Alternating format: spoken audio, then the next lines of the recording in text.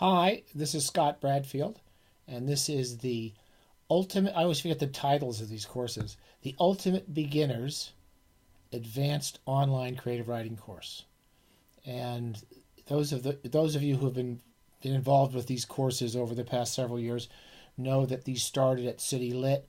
I designed a set of online programs for City Lit several years ago, and I moved to California and found over the years that as much I had some wonderful students at City Lit, and every year I loved teaching at City Lit for many years, but I found that that as the prices went up and the tuition fees at City Lit increased, I got increasingly whiny students and students who felt like I should be holding their hands all the time and praising them to the skies, which I'm not.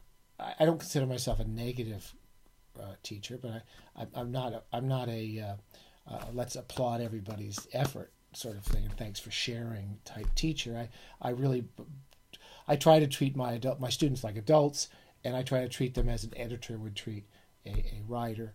They want to help them, and they want to stop them from doing stupid things, and they want to improve the good stuff they do. So that's my basic attitude, and I don't think that always worked or jived entirely with some of the students I was meeting at City Lit who felt endangered by some of the criticism, not only of myself but of other students.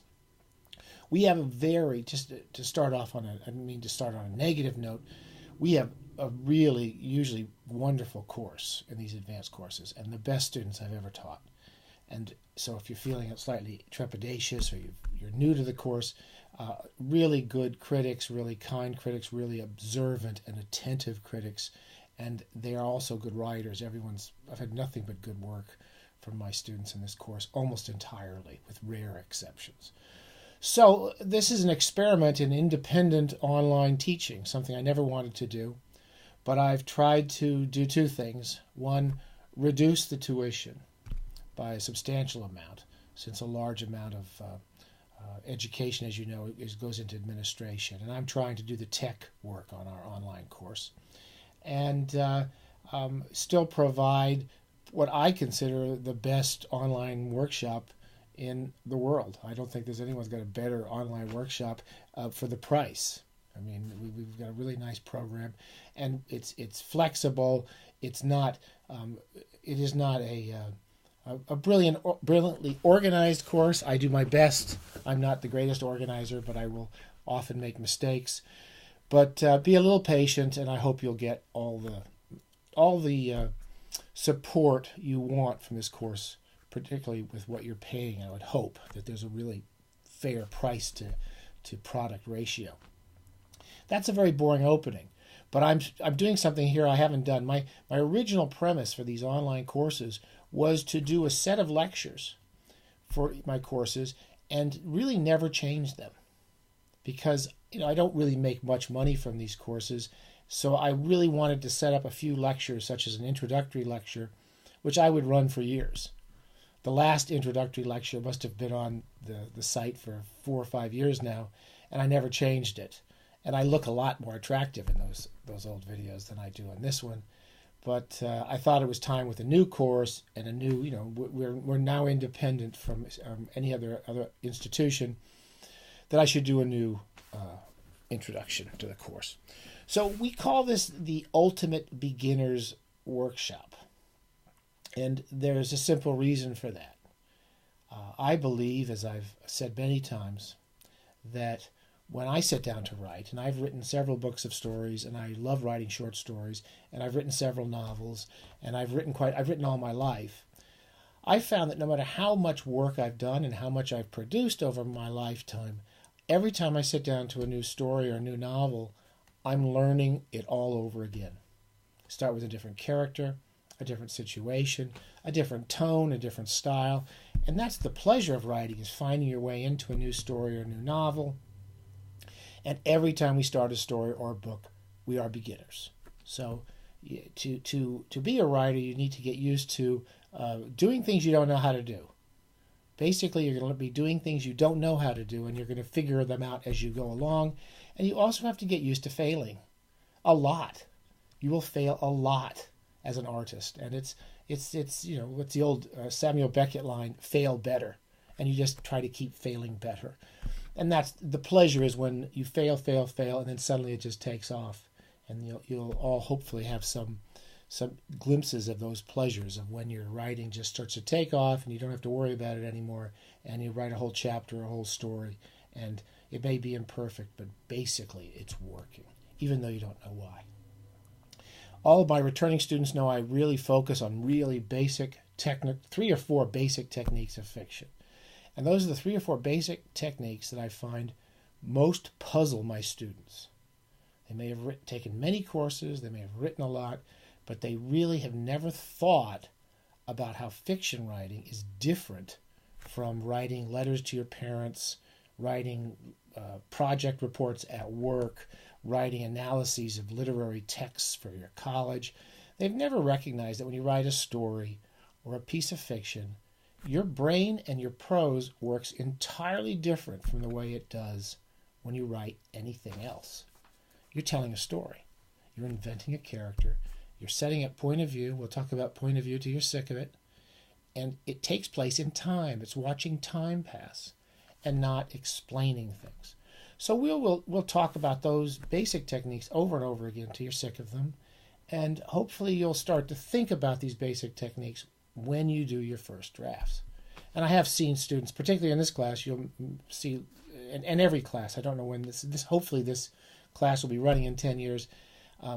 All of these advanced courses have had almost nothing but students who work hard, who write lots of crap, and who write lots of good stuff.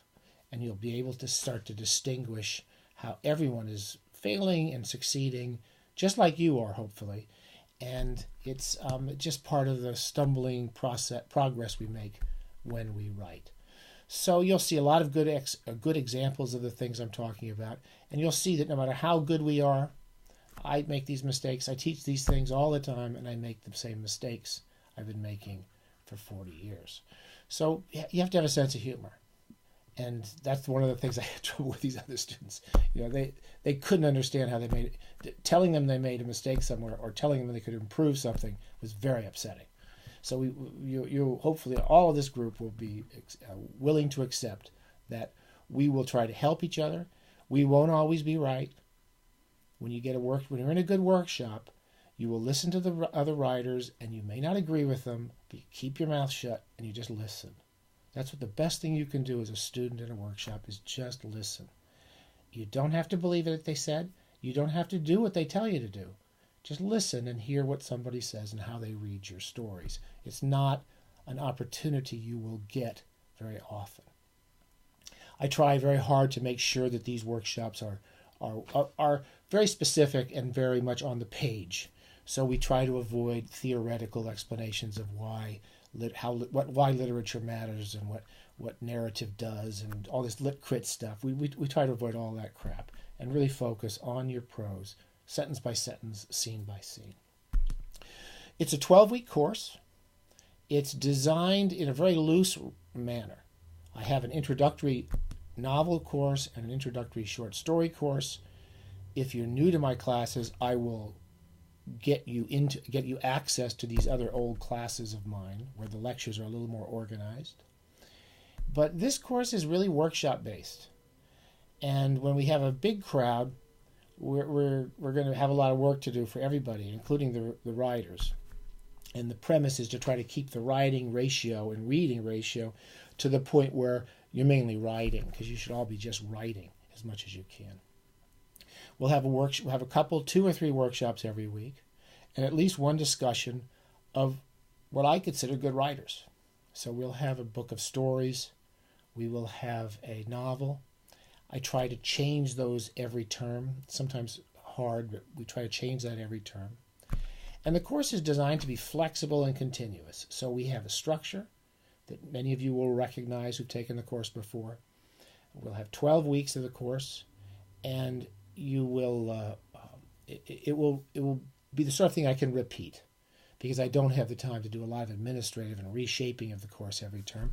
And I'm basically trying to keep this where I can provide as much direct help on individual workshops as I can, and less work on administrative stuff. So you'll see repeated lectures sometimes. You'll often see repeated lectures. I will add one or two or three new lectures each term, depending on time. We will have a chat every week on Wednesdays.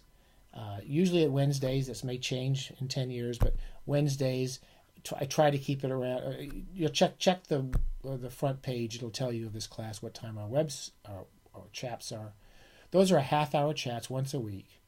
They have very little redeeming social value, though sometimes we can discuss some important issues. But often we just sit and chat and talk and commiserate and whine and complain and worry about the end of the world, as we're doing in our second year of Trump. We just sit around worrying about where we're building our bomb shelter. But often we will discuss more pertinent and more substantial issues. It's up to you. Those are live. It's a half-hour live chat. Everything else in the online workshop is designed for you to do when you want to. You want to do it at 3 o'clock in the morning in your underwear? Great. You want to do it on the train going to work? You should be able to do a lot of this work on your phone. The workshops and the forums, the reading forums, are not requiring you to do a lot of work. They're asking you to read and then be clear about your responses. And very short responses to the workshops and the forums are very useful.